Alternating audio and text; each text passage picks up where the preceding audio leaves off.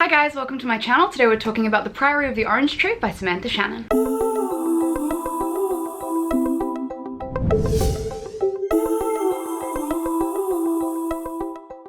So The Priory of the Orange Tree is a new adult epic high fantasy by Samantha Shannon. This book was also our March Book of the Month for our Name of the Book book club. So if you've read it and you want to attend either of our meetups in Brisbane or Sydney, I will leave information down the bottom. Alternatively, our live show will be on later this month. I'll also leave information for that. So as always, this video will contain a non-spoiler section and a spoilery section. So if you haven't read the books but still wanted to know what I thought, you can disappear when the spoilers come about and then you can come back whenever you want. If you want.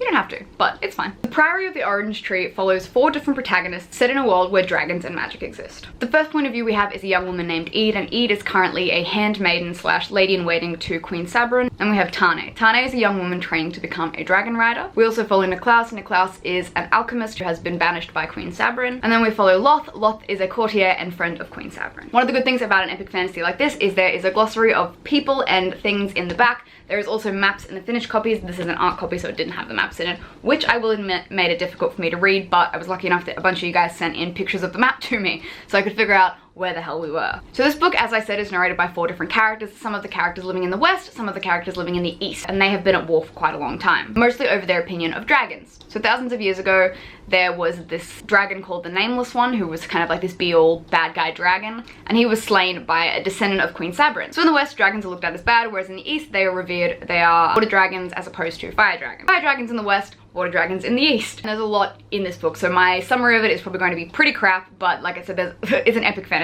It's a standalone as well, so it's the only book in the series. It wraps up nicely towards the end, and it was indeed epic. So I set aside 2 weeks to read this book before the Name of the Book live show, and I finished it in 5 days. It was intimidating. I was afraid of it. I'm not gonna lie, I was afraid of it. I've had this copy for maybe 3 months now, and I was pushing it off just so I could read it around the time of our meetup and knowing that it was going to be our March Book of the Month. And I'm glad I pushed it, because if I had read it earlier, I probably would have been a little more disappointed. And in saying that, I enjoyed it. I am not a huge fan of The Bone Season, which is Samantha Shannon's other works, which is kind of a reason that I didn't really want to read it. But then I heard, you know, Queendom, and I heard dragons, and then I heard the main romance is female-female, and I was like, well, sign me the fuck up. That's all my favorite things. All of my favorite things in a book, it fell a little short for me. Like, the first 100 pages was hard to get into because the world is so big, and as any epic fantasy, it just kind of throws you in and it's like, here, figure it out. Like, you know, the first 80 to 100 pages, I had picked it up, so I had understood it. And then from there to about, you know, page 600, I was really invested. I really enjoyed it. But then towards the end, kind of the big climax that the whole book had been built up to went by very quickly. And also for, you know, a big epic fantasy, not a lot happened. There wasn't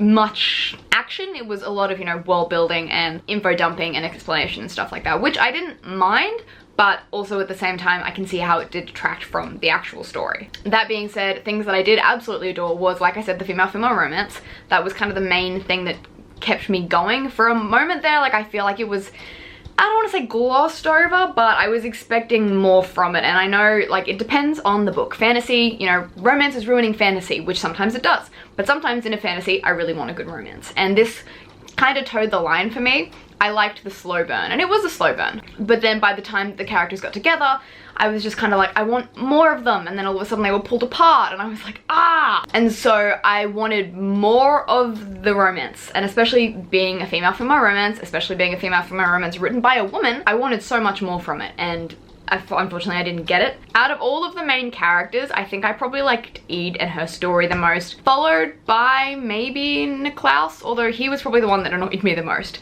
And I think that's why I liked him so much, because he was, in a way, a force of antagonism against some of the other characters and what they were after, and that annoyed me. Another thing that I'm figuring out, depending on how it's done, is talking dragons. I don't know how I feel about talking dragons in general. Like, there's something I like about dragons where they don't talk. They're like mysterious, and as opposed to having a voice. Overall, like I said, I enjoyed it. It kind of ebbed and flowed for me. I didn't love it taking off, and then I loved it, and then it died off for me. So by the end, I was just kind of like, cool, now what? Anyways, those are my non-spoilery thoughts. I will now get into my spoilery thoughts. So if you haven't read The Priory and you want to read it, I will leave a link where you can go buy it down below. Otherwise, stay tuned. So I loved Ede and Sabrin. I did, but as I said, I wanted more of them. I liked Sabrin as a character, even though, like, you know, at the beginning I think it's mentioned in there, like, she's a product of her upbringing. So she's been raised a specific way to believe a specific set of things, and when those things are challenged is when she grows. And that's what I liked about her. You know, not all the time was she enjoyable and relatable and nice and good. There were times where I'm like, wow, you're a real cunt, but I ended up really liking her. Like, fell in love, and then all of a sudden Ede, like, has to run away. I was like, oh,